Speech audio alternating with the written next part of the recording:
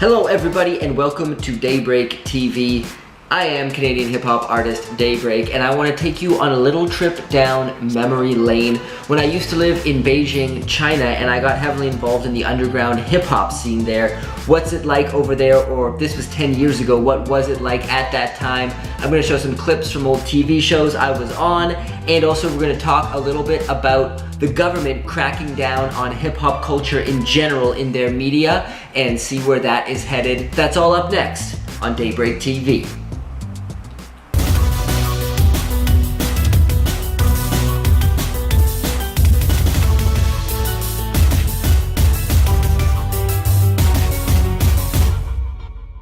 So I want to take you guys back to 2008 when the Summer Games were hitting Beijing. That is also when a young, fresh-faced Daybreak hit the country of China and with the goal to enter into the hip-hop scene and kind of see what's what. I did a lot of performances in Vancouver as a hip-hop artist and also released some singles, including a couple songs I actually recorded with female vocalists, one from Beijing, Darcy Zihan, and one from Hong Kong, Kayla So I had these Chinese singers on my songs and I started promoting them to people in China through Chinese MySpace, of all things. Back in 2007, 2008, it was actually popping over there. The response was super good, and that's kind of the decision that ultimately led me to go to the country and try and make it work there, was just the response I got online. I actually ended up booking a few shows before I went, but the Chinese government canceled the ones that I booked due to the Olympics. There was this whole thing around the Olympics. They were basically kicking out foreigners who lived there at the time to make sure there was no conflicts or protests about Tibet or something stupid like that.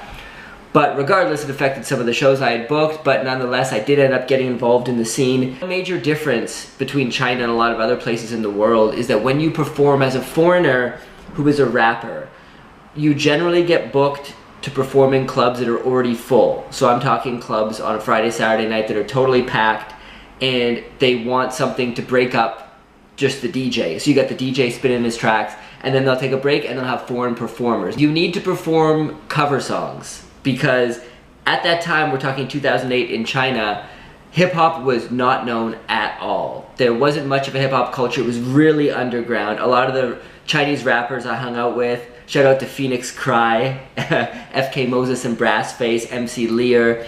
These were some of the artists that I used to hang with and do shows with back in the day, and it was really, really underground. But there was that fan base and that subculture there that was really fascinating. So when you're doing shows, you definitely want to be doing cover songs. So at that time, there was a few songs that all the Chinese people knew.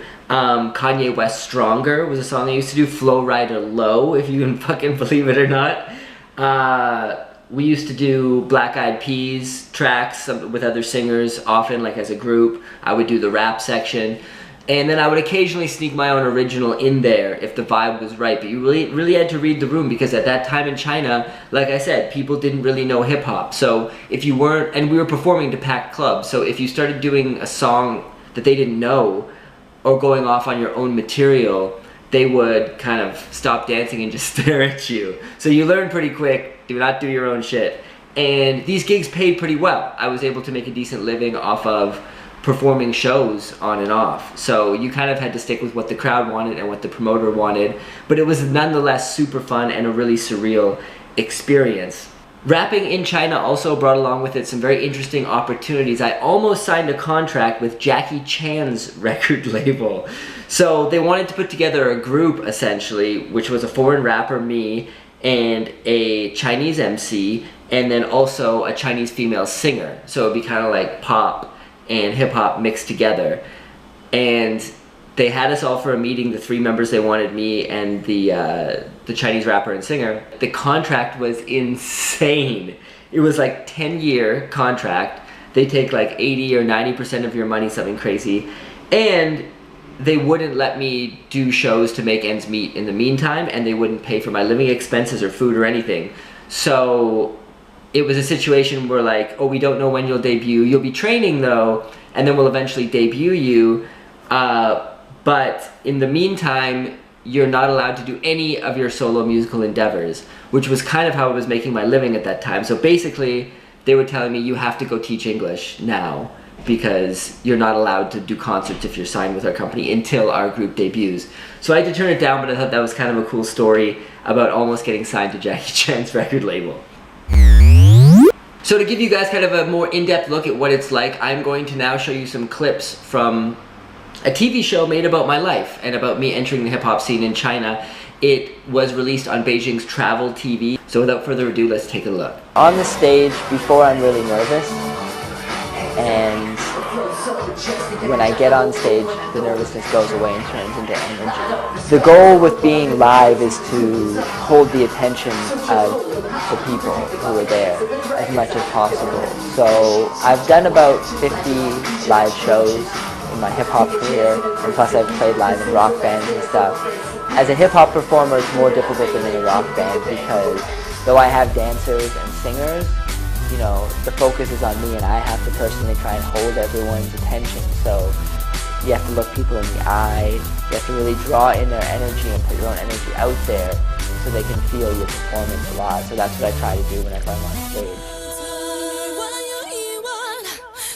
从温哥华到北京，从一无所有到小有名气，历尽千辛万苦。Jesse 为之倾注全部心血的音乐梦想，正逐渐在中国成型。So as you can see, I apologize for the low video quality. Obviously, I don't have a stellar quality version of it, but there's a lot of fascinating stuff that was going on. It was a super amazing adventure for me to be in China for that time and be involved in the hip-hop industry. So let's now talk about the Chinese government banning hip-hop and hip-hop culture and hip-hop elements from media in their country. The party, the Chinese government has banned hip-hop from television, movies. This includes characters with tattoos and anything related to hip-hop culture. I don't know how strictly this is going to be enforced, but it's following on the heels of a very successful reality TV program called The Rap of China. At least that's I believe that's the English translation, where they have Chinese rappers, and the whole genre of hip-hop has been elevated because of that program. And the Chinese government saw that happening and was like, no. But there's an interesting take on this whole issue by Chinese rapper Bohan Phoenix. And he's basically saying this could be good for hip-hop because it's not banned from the internet. The internet still plays a huge role, as well as mobile, kind of live video mobile applications, which are a huge thing in China right now. So there's a lot more ways to spread the art. And he said something interesting, which was he thinks it can help discourage the kind of low-class hip-hop, the kind of rappers that don't consider their lyrics or who rap about nothing but girls, money, and cars and stuff like that. It can kind of get them out of the way and allow for those who are more creative to flourish. So I thought that was a really interesting take on it. So what led me out of China and where did I go next? Well, I ended up developing my skill in rapping in Korean language, of all things, because I'd also been interested in Korea and Korean culture and had a lot of Korean friends. And then I moved to Seoul City, Korea, and decided that since that is the center of entertainment in Asia, which it is, I would go there and pursue an entertainment career and also use my ability to rap in Korean, which I'd built up, to get involved in the music scene as well. But that is another story for another video. So I thank you guys very much for joining me on this edition of Daybreak TV. Please do give a like and subscribe, comment with any suggestions on future videos that you'd like to see, and I'll see you guys next time.